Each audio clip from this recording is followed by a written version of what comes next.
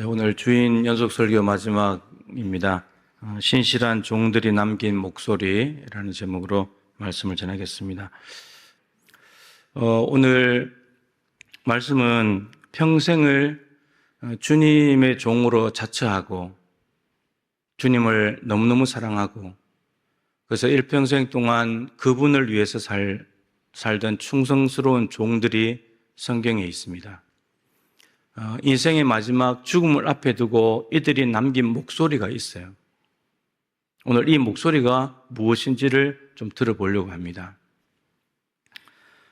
이런 목소리들은 아무리 많은 값을 지불해도 얻을 수 없는 너무나 귀한 교훈들인 거죠. 우리도 주님을 주인으로 모시고 살아가는 종으로서 이들과 닮은 신실한 종이 되고자 한다면 이들이 남긴 목소리에 귀를 기울이고 그 교훈대로 살아갈 수만 있다면 감히 이들의 뒤를 잇는 신실한 종이 되리라고 확신합니다. 오늘 목소리를 듣고자 하는 신실한 종은 두 사람입니다. 베드로와 바울입니다. 이 두 사람은 공통점이 많습니다. 초대교회의 지도자들입니다. 사도행전에 보면 교회가 어떻게 생겨났고 교회가 어떻게 세워졌고 교회가 어떻게 확장되어 갔고 교회가 해야 될 일이 무엇인지를 선명하게 그려놓았습니다. 28장으로 되어 있죠. 그중에 1장부터 12장까지 거의 다 절반 조금 안 되지만 그게 주인공이 베드로입니다. 베드로가 중심 인물이 돼서 초대교회부터 시작해 가는 과정이고 13장부터 마지막 28장까지는 사도 바울입니다. 그러니까 예루살렘, 온 유대, 사마리아 정도까지는 베드로, 요한 정도 감당을 하고 나머지 땅끝은 바울이 갔다 이렇게 이제 보면 될 것 같습니다. 그리고 이들은 자신들의 이름이 있는 책이 있습니다. 베드로 전서 후서가 있죠. 그리고 바울 서신 이렇게는 없지만 바울이 쓴 편지가 신약 27권 중에 절반에 가까운 13권입니다. 자기들의 책을 가지고 있는 사람들이죠. 그리고 오늘 보려고 하는 중요한 공통점은 예수님을 주인으로 모신 사람들입니다. 그리고 자기들은 종이 된 거죠. 여러분, 이 두 사람이 다 바울 서신과 베드로 전후서를 보면 종이라는 말을 씁니다. 예수 그리스도의 종, 예수님이 주인이시고 나는 그분의 종입니다. 이 종이라는 단어가 둘로스라는 단어를 쓰는데 주인 시리즈 하면서 말씀을 드렸었습니다. 이건 스스로 종이 된 거예요. 누가 시켜서 강제적으로 된 것이 아니고 스스로 내가 예수님의 종으로 살아야 되겠다. 근데 그것은 이런 거죠. 예수님을 만나고 보니까 내가 이때까지 내 인생의 주인으로 살았는데 내가 주인으로 달 게 아니고 나는 종으로 가고 저분이 주인이 되어야 되겠구나. 이걸 깨달은 거예요. 베드로는 평범한 어부였습니다. 어부로 살아가면서 물고기나 잡으면서 살아가던 그 평범한 인생을 나를 따라오너라. 찾아오셔서 나를 따라오너라. 그러시면서 부르시고 구원하신 그분을 만나고 보니까 이미 모든 것을 버리고 주를 따라가니라. 이미 주인을 바꿔버린 거예요. 내가 인생의 주인 됐을 때는 물고기 잡는 게 목적이었는데, 그게 일이었는데, 그래서 가족들 부양하는 것이 목적이었는데, 이제 예수님을 만나고 보니까 예수님이 주인이고, 그분을 따라간다는 말은 나는 종이라는 말이잖아요. 이제 그렇게 됐다는 거죠. 그리고 바울 같은 경우는 정말 뛰어난 수지 아닙니까? 빌립보서 3장에 있는 대로, 이스라엘 족속이고, 난지 8일 만에 할례를 행하고, 히브리인 중에 히브리인이고 베냐민 지파 출신이고 초대 왕을 배출한 그리고 율법으로는 바리새인이고 최고의 학문 과정을 밟아온 사람이고 열심으로는 교회를 박해하고 여러분 이 스펙이면 밑에가 아니고 저 위에서 살 사람이에요. 급이 다른 사람이에요. 예, 하이 클래스예요. 근데 이 바울이 부활하신 예수님을 만나고 보니까 나는 죄인 중에 괴수구나. 이거 스펙 이거 자랑하고 살아갈 인생 나 이 정도 높은 사람이야 이거 아니고 나 저 밑바닥 중에서도 밑바닥인 죄인 중에 괴수에 불과하구나. 그 모든 것들을 배설물로 여기고 해로운 것을 여기고 주님이 나의 주인이시다. 삶을 통째로 바꿔버렸잖아요. 이렇게 해서 종이 된 사람들이에요. 자기들이 스스로 종이 되었기 때문에 정말 그분의 기쁨을 위해서 그분이 맡기신 사명을 위해서 살아갑니다. 8번 주인에 대한 설교를 했는데 그 모든 것을 다 가지고 있는 사람이 이 두 사람이에요. 정말 신실한 종인 거죠. 주님을 사랑했고 주님과 동행했고 죽을 때까지 사명을 감당했고, 아까 예배로 부르며 읽었던 말씀도 살아도 주를 위해 살고 죽어도 주를 위해서 죽는다. 이게 바울의 삶이었고 베드로의 삶이었습니다. 박해 앞에서, 고난 앞에서 이 두 사람의 공통점은 박해 앞에서 베드로도 마찬가지였고 바울도 마찬가지였고 순교당했잖아요. 둘 다. 주님을 위해서 살다가 박해 앞에서 주님 때문에 당하는 박해고 고난인데 주님을 부인하지 않고 주님을 인정하고 오히려 자기를 부인하면서 목숨을 내어드린 너무나 신실한 종들이었습니다. 둘 다 순교를 했는데 여러분 종으로서 마지막이 죽음이었습니다. 불행할까요? 예수님을 주인으로 삼고 살았던 삶을 후회했을까요? 그렇지 않을 겁니다. 이 땅에서는 비참하게 순교하는 것처럼 보이지만 여러분 우리는 이 땅에서 어디까지 가냐가 중요한 것이 아니잖아요. 하나님 나라 가냐? 저기에서 하나님께 인정받냐? 그것이 중요한 거잖아요. 이 두 사람의 최종은 하늘이었습니다. 하늘. 자, 이제 이 두 사람의 목소리가 서로 다른 목소리를 냈는데 이 목소리를 한번 들어보십시다. 오늘 본문부터 볼 텐데 바울입니다. 바울이 죽음이 다가왔음을 알았습니다. 6절에 내가 떠날 시각이 가까웠도다 이제 죽을 때가 됐다는 말이거든요. 그러면서 남긴 목소리가 있는데 7절에 믿음을 지켰다. 이 말을 합니다. 그런데 이 믿음을 어떻게 지켰는가? 어느 정도까지 지켰는가? 그게 6절인데 전제와 같이 내가 벌써 부어지고, 여러분 이 전제는 아시는 대로 액체로 드리는 제사입니다. 포도주 같은. 여러분 포도주가 만들어지려면 포도 알갱이가 형체가 없어져야 돼요. 으깨지고 빠지고 찧어져서 흔적도 없어야 돼요. 그냥 물만 있어야 돼요. 액체만. 바울이 지금 내 몸이 다 부서지고 으깨지고 주님 때문에 고난받아서 복음 전하다가 박해받아서 내 몸이 지금 다 으깨지고 부서질 정도로 지금까지 왔다고. 내 인생이 그런 인생이었다고.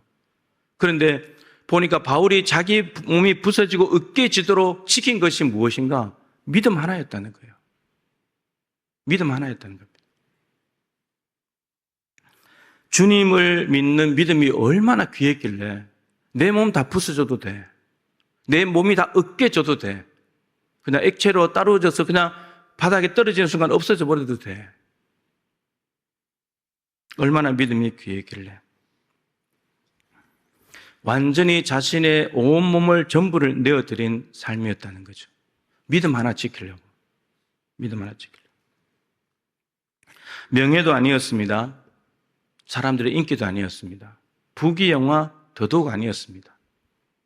너무 힘이 들어가지고 내가 배설물로 버린 거 내가 다시 가져와야지 나한테 유익한 거니까 그들도 보지도 않았어요. 그거 지키려고 애쓰지도 않았어요. 한번 버리고 끝이었어요. 오로지 믿음. 주님은 나의 주인이십니다. 그거 하나였습니다. 주보에 달라진 것이 설교 요약 밑에 내가 나눔 질문을 2개 넣어놨어요. 설교 읽어보시고 내가 나눔하라고. 여러분들에게 질문합니다. 우리는 무엇을 지키기 위해서 새벽부터 밤까지 그렇게 분주하게 치열하게 살아가십니까? 뭘 지키기 위해서? 사도 바울은 믿음 하나 지키려고, 주님을 부인하지 않으려고, 끝까지 내가 주님 붙들고 가려고 그렇게 치열하게 박해 속에서도 죄와 싸우면서 자기를 부인하면서 살아냈다는 겁니다. 히브리서 10장 38절에 보면 히브리서라는 책 자체가 네로 황제의 박해를 지나서 제2의 도미시안 황제, 네로 황제가 부활했다고 하는 이 도미시안 황제의 박해가 예상되고 있는 상황입니다. 첫 번째 박해를 지나오긴 왔는데 재산을 몰수당하고 가족들이 감옥에 가고 함께 믿는 성도들이 죽음을 당하고 그런 상황을 지나왔습니다. 유대교에 있다가 기독교에 구원이 있다고 해서 왔는데 기독교에 오니까 온갖 박해만 있습니다. 환란은 일단 지나왔습니다. 지나왔는데 또 다른 박해가 온다니까 이제 마음에 두려움이 찾아오는 거예요. 염려가 찾아오는 겁니다. 또 어떻게 당하지 이걸? 그러다 보니까 사람들의 믿음이 흔들리면서 배교를 하기 시작합니다. 예수를 버립니다. 여러분, 예수를 버리면 당장 로마 박해는 피하겠지만 하나님 나라를 놓치는 거예요. 이 땅에 있는 것을 뭔가를 좀 더 붙잡겠지만 목숨 지킬 수는 있겠지만 하나님 나라를 놓치는 거예요. 주님을 잊어버리는 거예요. 그래서 히브리서 10장 38절에 오직 나의 의인은 믿음으로 말미암아 살리라. 여러분, 죄인이 의인이 되는 방법은 믿음으로 됩니다. 예수 그리스도를 믿음으로. 예수 그리스도를 믿음으로 의인이 된 사람이 살아가는 방식 또한 믿음으로 살아가는 겁니다. 돈으로 살아가는 것이 아닙니다. 힘으로 살아가는 것이 아닙니다. 믿음으로 살아가는 거예요. 그런데 그 다음에 이런 말씀이 있습니다. 만일 뒤로 물러간다면 내 마음이 저를 기뻐하지 않을 것이다. 뒤로 물러간다는 말은 예수님을 믿는 믿음으로 전진해야 되는데, 하나님 나라 보고 앞으로 달려가야 되는데, 박해가 오더라도 돌파해 가야 되는데, 뛰어넘고 가야 되는데 뒤로 가버리는 거예요. 유대교로 돌아가 버리고 예수님 버리고 박해가 없는 곳으로, 편안한 곳으로 가버린다는 말이에요. 그래서 히브리서 기자가 너희들 믿음을 끝까지 지켜야 된다. 믿음 버리면 로마 황제 그거 박해에 피해서 조금 더 살 수 있겠지만 하나님 나라 놓치면 그게 무슨 의미가 있냐. 하나님 나라를 얻어야지. 영원히 사는 건데. 그게 히브리서예요. 그래서 믿음으로 반드시 믿음 지켜서 끝까지 가야 된다. 그래서 12장 2절에 믿음의 주여 또 온전케 하시는 이 예수를 바라보자. 믿음의 창시자이시고 믿음의 왕성자이신 예수를 바라봐라. 믿음의 시작과 끝이 어떻게 되는지, 믿음으로 사신 분이 어떻게 되었냐. 십자가를 참으셨잖냐. 주님이 왜 십자가를 참았냐. 믿음으로 참았다는 거예요. 부끄러움을 개의치 않으시더니, 벌거벗김 당하고 침뱉음 당하는 그 부끄러움을 개의치 않으신데 왜 개의치 않을 수 있느냐. 믿음으로 사셨기 때문에. 그 믿음으로 산 결과가 뭐냐. 하나님 보좌 우편에 가서 앉아 계시지 않냐. 그런데 지금 십자가를 참지 못하고 부끄러움을 감당하지 못해서 도망가 버린다면 저 하나님 위에 있는 보호자 하나님 나라를 잊어버리지 않냐. 너희들 믿음 지켜야 된다. 요한계시록도 마찬가지입니다. 로마 황제 박해 상황입니다. 사도 요한이 밤모섬에 유배를 가 있습니다. 사도 요한이 목회하던 7교회는 목회자가 없습니다. 그러다 보니까 마귀의 밥이 되기 딱 쉬운 상황인 거죠. 그래서 로마 황제가 7교회 중에 몇 교회를 박해를 하고, 또 어떤 교회는 거짓 이단들이 들어와서 미혹하고, 또 어떤 교회는 주변 상황이 너무 풍요롭고 좋아서 거기에 빠져들고. 그래서 요한이 그 교회에 편지를 보내면서 항상 그 교회의 마지막 부분에, 마지막 절이기도 하고 그 앞에 절이기도 하고 그 앞에 절이기도 한데 항상 표현하는 것이 이기는 자에게는, 이기는 자에게는, 이기는 자에게는. 무슨 말입니까? 로마 황제의 박해도 이겨야 되고, 주변 이단들의 미혹에도 이겨야 되고, 주변 좋은 환경들, 풍요로운 환경도 이겨야 되고. 근데 그걸 이기는 자만이 하나님 나라를 얻는데, 그 이기는 방법이 뭐냐? 믿음을 지키는 거다. 여러분, 지금까지 여러분들이 지켜온 믿음은 중요하지 않습니다. 앞으로 믿음을 지켜나가는 것이 중요한 것이죠. 바울은 나의 달려갈 길 마칠 때까지, 죽음이 코앞에 올 때까지, 죽을 때까지 믿음을 지켜왔다는 거예요. 여러분들이 마지막 주님 앞에 갈 날이 언제인지는 모르지만 이제 얼마 안 남았잖아요. 여러분, 믿음 끝까지 잘 지키실 수 있기를 축복합니다. 자, 두 번째는 베드로입니다. 베드로가 남긴 마지막 목소리는 베드로후서 3장 18절인데 예전에 우리가 표어로 했던 구절입니다. 예수 그리스도를 아는 지식에서 자라가야 된다. 예수 그리스도에 대한 정보 이론이 아니고 예수 그리스도를 아는 지식, 만나서 아는 것, 그 지식이 자라가야 된다. 멈추었거나 잊어버렸거나 제자리 걸음하는 것이 아니고 좀 더 알아가야 된다. 날마다 알아가야 된다. 성장해 가야 된다. 그것이 베드로가 우리에게 남긴 마지막 목소리입니다. 베드로는 주는 그리스도시여 살아계신 하나님의 아들이십니다. 신앙 고백을 했지만 십자가에 죽으시는 예수님을 막았습니다. 왜 막았습니까? 예수님을 잘 몰랐기 때문입니다. 예수님께서 십자가와 부활에 대한 말씀을 3번이나 말씀하셨습니다. 근데 베드로, 야고보, 요한 같은 제자들은 누가 크냐, 네가 크냐, 내가 크냐 싸웠습니다. 다투었습니다. 왜 그랬습니까? 예수님을 몰랐기 때문입니다. 가룟 유다가 로마 군병들을 데리고 오자 칼을 빼어들고 말구에 귀를 쳤습니다. 베드로가.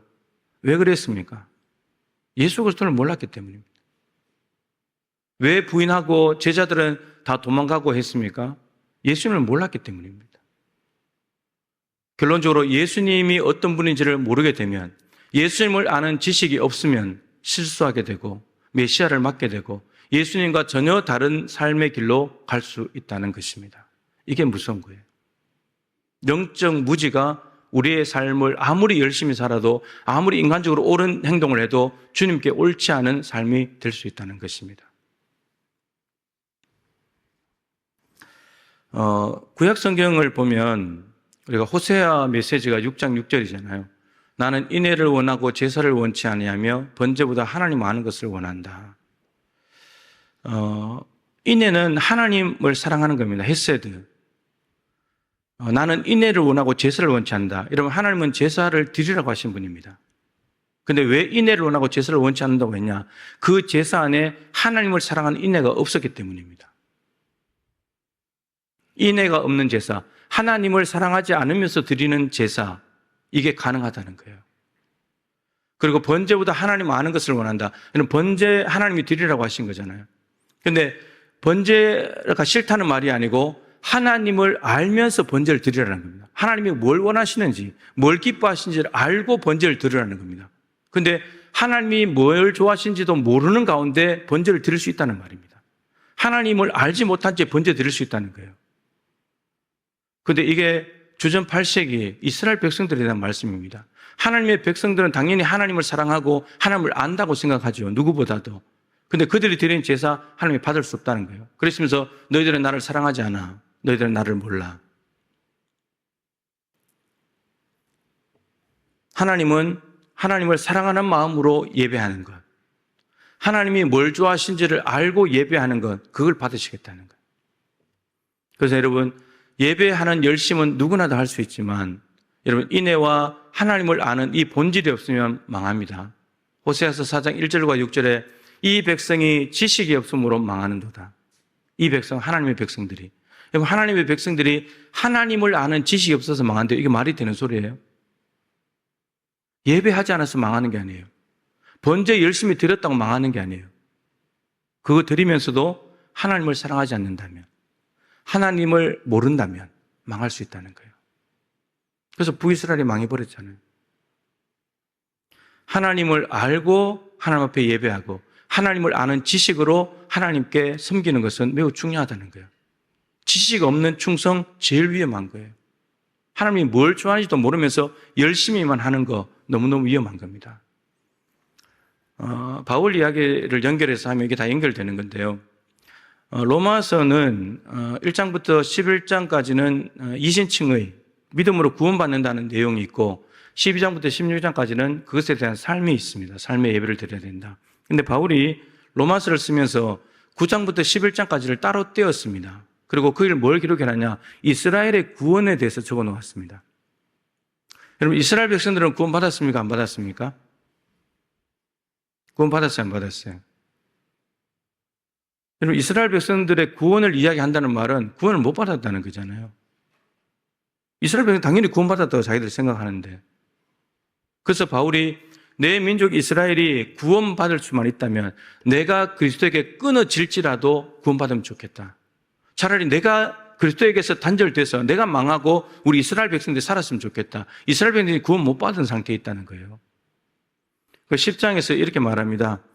이스라엘 민족들이 하나님께 열심은 있대요. 그런데 올바른 지식을 따른 게 아니래요. 하나님을 아는 지식이 없이 하나님께 열심히 있다는 말이에요. 하나님을 아는 지식이 뭐냐? 구원받는 방법이 뭐냐 이건데, 여러분, 하나님이 구원하신다면 구원하는 방법은 하나님이 제시하시는 거죠. 근데 하나님이 제시하시는 구원의 방법, 그게 하나님의 의인데 예수 그리스도를 믿음으로 말미암은 의, 그것만 구원받는 거예요. 근데 이 이스라엘 백성들은 율법의 의, 자기들 노력과 열심을 다해서 율법을 지켜서 구원받으려고 하는 그 의에 빠져 있는 거예요. 근데 율법 다 못 지키거든요. 그래서 구원 못 받는 거예요. 그러니까 하나님이 구원하시고자 하는 예수 그리스도를 믿음으로 말미암는 하나님의 의를 붙잡아야 구원받는데, 이걸 모르고 자기 열심만으로 율법의 의에만 빠져서 구원받겠다고 하고 있다는 거예요. 자기가 그랬었는데 자기가 하나님을 섬긴다고 생각하면서 예수 믿는 사람들 때려잡고 교회를 박해했는데, 근데 예수님을 만나고 보니까 그게 잘못됐고 예수를 믿어야 구원받는다는 의를 알게 되면서 내 민족은 아직도 그걸 모르고 있다는 거예요. 그러면서 구원받는다고 착각하고 있다는 거예요. 그래서 너무 안타까워서 내가 차라리 예수에게 끊어질지라도 너희들 정신 차리고 예수를 믿어야 구원받는다고 이 의를 좀 받아들이라고 이렇게 로마서의 편지를 쓰고 있는 겁니다. 지식 없는 열심 위험해요. 하나님이 구원하시는 방법은 하나밖에 없어. 예수입니다. 예수를 믿음으로 말미암는 것, 그것밖에 없어요. 다른 우리의 노력으로 열심으로 구원 못 받습니다. 아무리 해도. 그런데 이렇게 예수님을 몰라서 실수했던 베드로가 부활하신 예수님을 만나면서 오순절날 성령께서 임하시면서 예수를 주와 그리스도가 되게 하셨다 명확하게 알았습니다. 이제 베드로의 삶은 달라져요. 바울도 마찬가지였고요. 부활하신 예수를 만나고 성령을 받으면서 이들의 삶은 이제 예수를 위해서 살고 예수를 위해서 죽습니다. 예수님이 뭘 원하시는지를 아니까, 예수님이 뭘 기뻐하시는지를 아니까 이제 그분의 기쁨을 위해서만 살아갑니다. 일평생을 드립니다. 격기를 갖지 않습니다. 한결같이 가서 마지막에 십자가에서 바울은 목이 잘려서 죽고 베드로는 십자가에 주님처럼 어떻게 똑바로 같이 죽냐, 까꿀로 달려서 죽었습니다.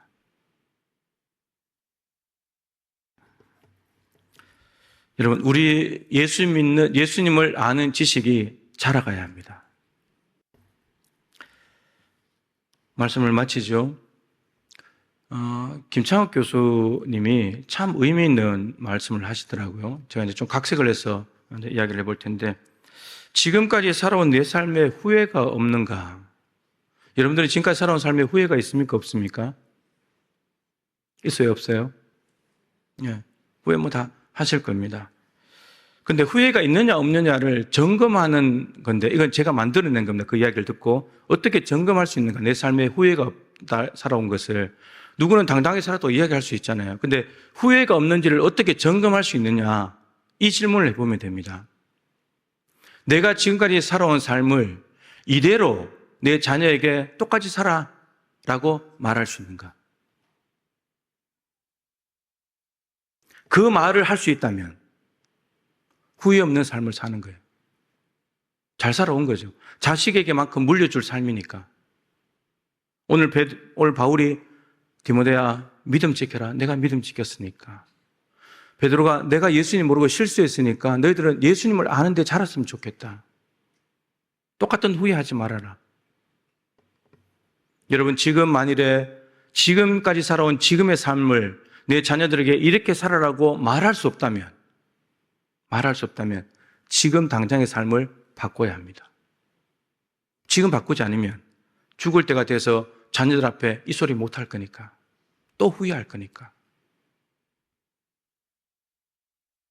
왕년에 젊을 때 그런 거 말고요. 지금 내 믿음과 내가 예수님을 아는 지식에 대해서 괜찮은가, 이대로. 자녀에게 이대로 살라고 마지막 이 두 사람이 남긴 목소리처럼 내가 자녀들에게 이 목소리를 남길 수 있는가? 베드로가 닭울음 소리를 듣고 깨어났습니다. 무뎌진 베드로가. 3번까지 부인할 동안 자기가 뭘 잘못하고 있는지 몰랐던 베드로가 닭울음 소리에 깨어났습니다. 오늘 바울이 몸이 다 으깨지도록 믿음을 지켜라. 실수하지 말고 예수 그리스도를 아는 지식에 자라가라. 이 두 목소리가 우리 무뎌진 심령을 깨우는 닭울음 소리가 되면 좋겠고, 깨어나서 자녀들 앞에서 이렇게 살면 좋겠구나. 마지막 목소리를 동일하게 남길 수 있는 정말 신실한 종들 될 수 있기를 바랍니다.